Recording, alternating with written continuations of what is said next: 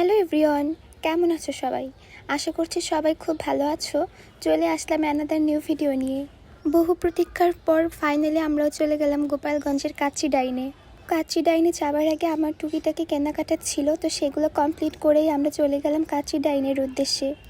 ঈদের টাইমে প্রচণ্ড ভিড় থাকায় আমরা যাবার মতো দুঃসাহস দেখাইনি, কিন্তু ঈদের এতদিন পর যাবার পরেও দেখি এত ভিড় যেটা আমাদের কল্পনারও বাইরে ছিল। আমরা গিয়ে লিটারেলি 1 ঘন্টা শুধু দাঁড়িয়েছিলাম সিটের জন্য। এবার সিট পাওয়ার পরে খাবারের জন্য আধা ঘন্টা আমাদের দাঁড়িয়ে থাকা লাগছিল।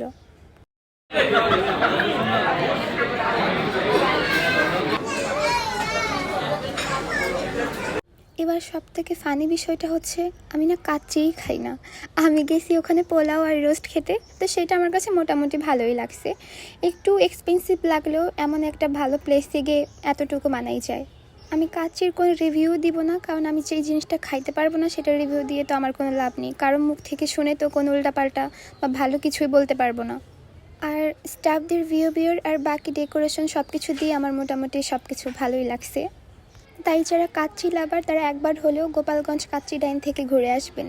এই ছিল আজকের মিনি ব্লগ। কেমন লাগলো কমেন্ট করে জানাবেন, ভালো লাগলে লাইক কমেন্ট শেয়ার করবেন। Bye bye guys, love you.